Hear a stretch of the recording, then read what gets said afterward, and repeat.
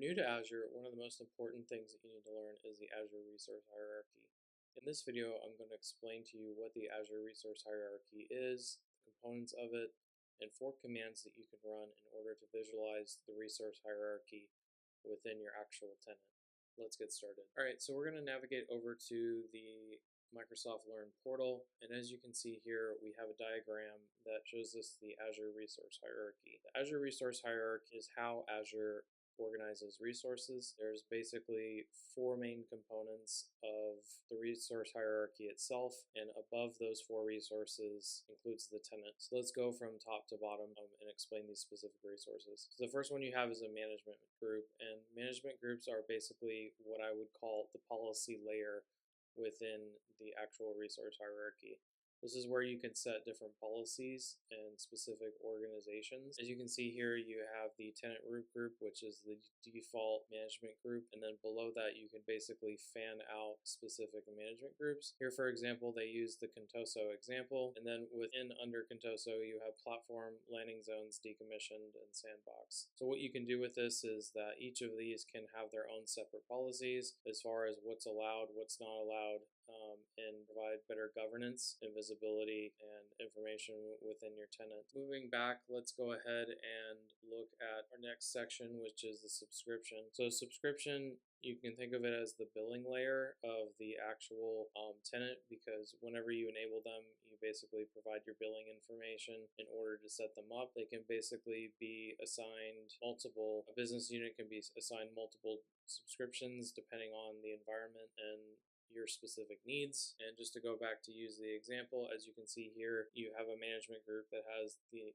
name of security, which has a security subscription. Management has a management, identity has identity, and then more specifically, if you have a landing zone environment, if there's multiple subscriptions required in order to maintain that, you can add multiple subscriptions within a given management group. Moving along, we have what's called resource groups. This is kind of where it's the last scope level, I would say, within the actual resource hierarchy, where you're actually isolating specific physical resources.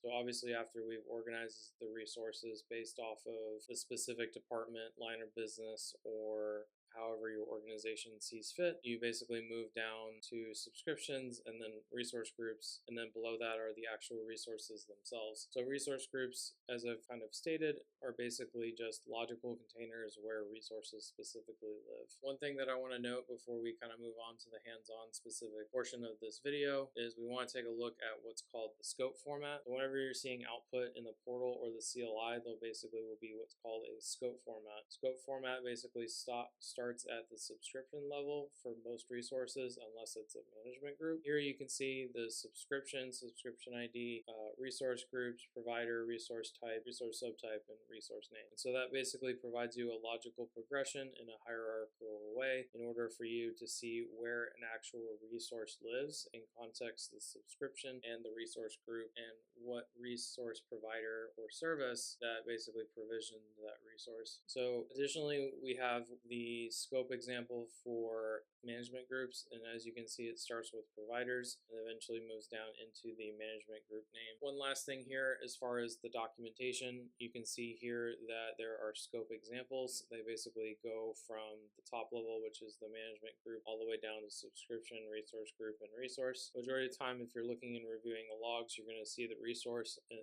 you'll have a very long string that basically shows you all the way from the subscription down to the actual resource name. This is also prevalent within the CLI as well as the portal, depending on the use case and what you're attempting to do. So let's transition over to the CLI, and I'll show you guys how you can map out your resource hierarchy within your tenant with just 4 commands. All right, so we're here over in the CLI, and the first command that we're going to run is AZ account management group list. This basically gets us a list of all the management groups within the actual Azure tenant. We'll go ahead and hit enter. And as you can see, the default tenant root group, which is provided within every tenant that Azure visions. And as you can see here, there's the finance management group, which I created just to show you that you can create management groups below the actual tenant root group. Moving along, we'll run our next command and go down the hierarchy, which is AZ account list query with a subscription name and state. Go ahead and hit enter. As you can see here, we have just one subscription and that state is enabled, which is Azure subscription 1. On the subscriptions, when we move down to the resource group where we'll list all the resource groups within the actual tenant, we'll do that by running this specific command, az group list query resource group name and location o output table. And as you can see all of the resource groups that I have within my actual tenant and the actual location of where they're actually deployed. Last but not least, if we want to see all of the resources that are within a specific resource group, we'll go ahead and run this specific command, which is az resource list -g for group resource group, and then we'll do a -o table to output the details. Go ahead and click enter. And as you can see here, there's only one resource within this resource group, which is subscribe SA, rg subscribe, and it provides the type, which is the storage, and it was successful in the creation. So just a quick recap here, I went ahead and explained what the Azure resource hierarchy is, the components of it, as well as discussing what the actual scope format is whenever you see output or